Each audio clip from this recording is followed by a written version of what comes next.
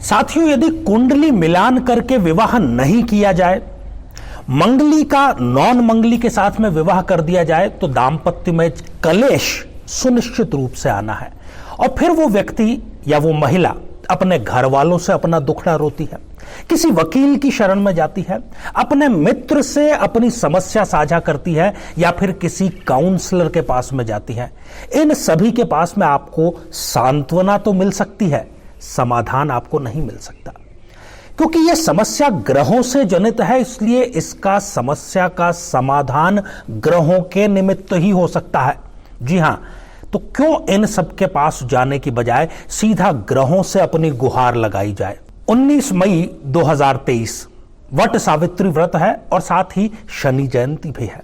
तो इस अनुष्ठान में आप जरूर भाग लीजिए और पति पत्नी के बीच में कैसा भी विवाद हो, तलाक रोधी इस अनुष्ठान में आज ही अपना रजिस्ट्रेशन कराएं। साथियों, कुंडली में किसी भी ग्रह दोष को लेकर के सबसे सर्व सुलभ जो उपाय है, शास्त्र भी इस बात को मानते हैं, वो उपाय होता है दान करने का उपाय। और इसको लेकर के सबसे बड़ी जो गलतफहमी है वो ये है कि हम केवल मारक जो ग्रह हैं, अशुभ जो ग्रह हैं हमारी जन्म पत्रिका में, केवल उसका दान करते हैं। इसी गलतफहमी को दूर करने के लिए ये सीरीज हम खास तौर पर लेकर के आए हैं। और यदि आपने अभी तक अपने लग्न से संबंधित एपिसोड नहीं देखा है तो यहां आई बटन में जाकर के आप जरूर इस एपिसोड को पूरा देखें, जो भी आपके लग्न से संबंधित हो। और आज इस खास एपिसोड में हम मिथुन लग्न के जातक और जातिका के बारे में विशेष रूप से चर्चा करेंगे।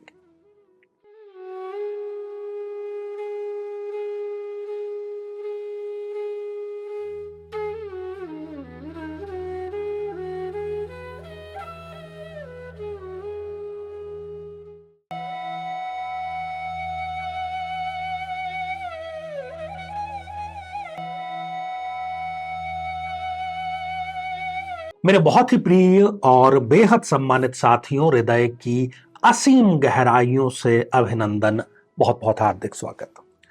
साथियों, मिथुन लग्न और जो भी दान आपको उचित रहेगा करना चाहिए उस पर चर्चा करें उससे पहले एक बेहद जरूरी सूचना उन सभी जातक और जातिकाओं के लिए जिनका विवाह तो संपन्न हो चुका है, परंतु किसी कारणवश पति और पत्नी दोनों में रोजाना झगड़े होते हैं, अनबन की स्थिति है, कारण चाहे जो भी रहा हो, और यदि तलाक तक की नौबत आ गई है, तलाक की बातचीत चल रही है या इवन तलाक का केस चल रहा है या किसी और भी प्रकार का यदि केस चल रहा है, तो आपके लिए एक सुअवसर है, ज्यादा दूर नहीं है।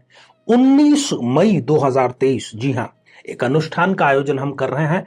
ग्रहों के निमित्त ये आयोजन है और इस दिन शनि जयंती भी है, तो दोनों का लाभ आपको सुनिश्चित रूप से लेना चाहिए। और जिस व्रत में इतनी ताकत है कि सावित्री ने अपने मृत पति तक को यमराज से वापस प्राप्त कर लिया, तो आप तो अपना रिश्ता बचा ही सकते हैं। तो अधिक जानकारी के लिए जो नंबर है इस पर आप संपर्क करके जानकारी ले सकते हैं। साथियों, बात चल रही है त्याग की। तो भारतीय जो संस्कृति है वो कहती है कि भोग करें, आप करना ही चाहिए, परंतु त्याग पूर्वक भोग करें। आपके पास में भोग की जो भी चीजें हैं उसको त्याग के साथ में भोग करें। और जब आप दान करते हैं तो वो दान सुपात्र को किया जाना चाहिए।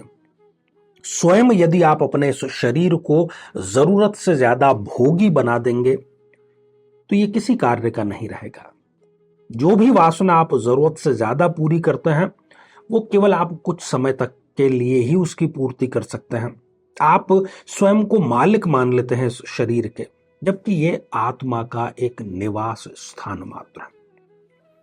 तो आइए साथियों, एक मिथुन लग्न की जन्म पत्रिका पर दृष्टिपात करते हैं। 3 नंबर का अंक लग्न में ही लिखा है।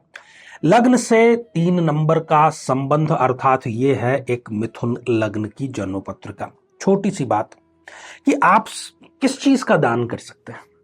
स्वाभाविक रूप से आप केवल उस वस्तु, उस विचार का दान कर सकते हैं ना जो आपके पास में हो। एक गरीब आदमी पैसों का दान नहीं कर सकता, हां वो श्रम दान कर सकता है, अपने समय का दान कर सकता है। तो वैसे ही जो आपकी जन्म पत्रिका में मारक ग्रह है वो तो वैसे ही रुष्ट है ना। वो तो आपको अपने कारकत्व की कोई चीज देगा ही नहीं। गुरु यदि मारक है किसी स्टूडेंट के, तो वो विद्यार्थी पढ़ाई नहीं कर सकता, तो वो विद्या का दान भी नहीं कर सकता। स्वाभाविक सी बात है, मैंने प्रारंभ में भी कहा, दोबारा यहां पर मैं इसको जानबूझ करके रिपीट कर रहा हूं कि गलतफहमी यह है कि मारक ग्रहों का दान किया जाए। कुछ हद तक ये सही है, हमेशा सही नहीं है। आपकी जन्म पत्रिका में जो योग कारक ग्रह हैं, वो अपने कारकत्व की चीजें, विचार, सब कुछ आपको देंगे, खासतौर पर अपनी दशांतर दशा में। तो जो आपके पास में प्रचुर मात्रा में है, उसका आप उपभोग भी कीजिए और उसको दान भी आप कीजिए। तो इस जन्म पत्रिका में सबसे प्रबलतम जो योग कारक ग्रह हैं वो है बुध देव। स्वयं लग्नेश भी हैं, दो दो स्थानों के केंद्र के वो लॉर्ड हैं, और यदि उनकी प्लेसमेंट अच्छी है, डिग्रियां उनकी ठीक ठाक है, तो वो अपनी दशा अंतरदशा में आपको काफी चीजें प्रोवाइड कराएंगे। तो आपको करना क्या क्या है, खास ये जानना चाहिए। ये जो प्रक्रिया है शुभत्व की, वो बनी रहे। कोई व्यक्ति आपका मिलने वाला विदेश जाना चाहता है, वीजा लगाना चाहता है, वहां की स्थायी नागरिकता चाहता है, नौकरी करना चाहता है, कुछ भी यदि वो करना चाहता है और आप इस प्रक्रिया में यदि उसकी मदद कर देते हैं, पैसों को लेकर के कर दें, किसी सलाह को लेकर के कर दें, तो ये आपके लिए सर्वोत्तम दान है बुध का, जरूर आपको करना चाहिए। इसके अतिरिक्त तो किसी भी प्रकार की कागजी कार्यवाही में किसी व्यक्ति को आप मदद करते हैं। कई बार ऐसा होता है, हम बैंक में खड़े होते हैं, कोई व्यक्ति आता है कि भैया ये मेरा फॉर्म भर दीजिए, मैं देखता हूं, लोग मना कर देते हैं, मेरे पास टाइम नहीं है, स्वयं भर लो, मैनेजर से भरा लो, क्लर्क से भरवा लो, इस तरीके की और भी कई बार कोई ओछी बातें कर देते हैं। नहीं करना है आपको। कागजी कार्यवाही में आप किसी की मदद करेंगे, बुध का सर्वोत्तम, अच्छा, श्रेष्ठ दान है, जरूर करिएगा आप। तीसरी महत्वपूर्ण बात कि वचन आप हमेशा निभाइए। इसका सबसे सरल तरीका क्या है? अति उत्तेजित होकर के कभी आपको किसी को वचन नहीं देना है। वचन देने से पहले आप ये सोच लें, समझ लें, जान लें कि क्या मैं ये वचन पूरा कर पाने में समर्थ हूं। उसके बाद ही आप वचन दीजिए, और वचन दिया है तो उसको निभाइए जरूर, चाहे उसके लिए आपको कितनी ही बड़ी कीमत चुकानी पड़े। क्योंकि यदि आप वचन तोड़ेंगे, झूठ बोलेंगे, मुकरेंगे, बुध आपको कहीं का भी नहीं छोड़ने वाला। ये बात आप गांठ जरूर बांध लीजिए। वचन को मुकरना बुध को बिल्कुल पसंद नहीं, क्योंकि वो वाणी का अधिपति है। जो आपने मुंह से बात कही है वो आपको करना ही है। सोच समझ करके बोलिए, बस दैट्स इट। अगली बात है तीर्थ यात्रा को लेकर के। कोई व्यक्ति तीर्थ यात्रा पर जाना चाहता है, किसी भी प्रकार से यदि आप उसकी मदद करते हैं, बुधदेव प्रसन्न होंगे। सर्वोत्तम आपका जो समय है बुध की दशा अंतरदशा में बीतेगा। कोई व्यक्ति व्यापार स्थापित करना चाहता है, नया है, उसकी भी आप मदद करिए। कोई नया व्यापारिक आइडिया आप दे सकते हैं, उसकी कुछ जो शंकाएं हैं व्यापार को लेकर के, उसका आप समाधान कर सकते हैं। और बहुत ही खास बात, बुधदेव जो है वो पड़ोस के भी अधिपति हैं। अपने पड़ोसियों से, चाहे वो आपके व्यापारिक पड़ोसी हों या आपके घर के पड़ोसी हों, हमेशा संबंध मधुर बनाए रखें। साथ ही इस जन्म पत्रिका में जो दूसरा सबसे प्रबलतम और योग कारक ग्रह है वो है शुक्रदेव, जो कि पंचमेश है इस जन्म पत्रिका में। तो शुक्र की दशा अंतरदशा में आपको ये ख्याल रखना है कि आप वस्त्र का दान करें। वस्त्र क्वालिटी के हों, लोकल वस्त्र आपको दान नहीं करने चाहिए। इत्र का, परफ्यूम का, डिओड्रेंट का आप दान कर सकते हैं। किसी के यहाँ पर कोई सांस्कृतिक कार्यक्रम हो रहा है, कोई कल्चरल इवेंट हो रहा है, उसमें आप अपना योगदान दें, क्योंकि सांस्कृतिक कार्यक्रम का लॉर्ड भी शुक्रदेव बनते हैं। सौंदर्य प्रसाधन, जिसको हम अंग्रेजी में कॉस्मेटिक आइटम कहते हैं, उसका दान भी शुक्र का दान होता है। किसी कन्या के विवाह में या किसी भी प्रकार के विवाह में आप अपना जो योगदान है वो जरूर करें। और सबसे खास बात, अपने पति या अपनी पत्नी के प्रति सदैव वफादार रहें। कभी भी एक्स्ट्रा मैरिटल अफेयर में ना पड़े, पर स्त्री गमन में ना पड़े, किसी भी प्रकार की गलत चीजों में आपको नहीं पड़ना चाहिए। साथियों, इस जन्म पत्रिका में अगले जो योग कारक ग्रह हैं वो गुरुदेव हैं। दो दो केंद्रों के वो अधिपति हैं। कहीं पर भी मांगलिक कार्य हो रहा है, कहीं पर भी धार्मिक कार्य हो रहा है, कहीं पर भी शिक्षा से संबंधित कोई इवेंट हो रहा है, आपको उसमें शिरकत करनी चाहिए, योगदान करना चाहिए, बढ़ चढ़ के उसमें हिस्सा आपको जरूर लेना चाहिए। अपने मित्रों के साथ में कभी भी दगा नहीं करनी चाहिए। शोक सभाएं जो होती हैं, उठावना जिसको हम कहते हैं, श्रद्धांजलि सभा जो कहते हैं, उसमें आपको जाकर के जरूर शिरकत करनी चाहिए और अपना समय भी देना चाहिए। दिल से वहां पर आपको सांत्वना भी व्यक्त करनी चाहिए। ये गुरु का सर्वोत्तम दान है। और जो भी आपके गुरु हैं, जिन्होंने भी आपको कुछ सिखाया है, वो आपके दीक्षा गुरु हों, शिक्षा गुरु हों, उनका सदैव सम्मान करें। गुरुदेव आपके प्रसन्न जरूर रहेंगे। साथियों, यदि शनिदेव की आपको दशा अंतरदशा चल रही है, क्योंकि शनिदेव भी इस जन्म पत्रिका में एक प्रबल योग कारक ग्रह है, तो वो आपको कानूनी मदद के लॉर्ड हैं। कोई व्यक्ति जो किसी कानूनी पचड़े में फंसा हुआ है, उसकी आपको जरूर मदद करनी चाहिए किसी भी तरीके से। यदि आप पार्टनरशिप में कोई बिजनेस कर रहे हैं, ध्यान रखें, कभी भी अपने पार्टनर के साथ में धोखा नहीं करना चाहिए।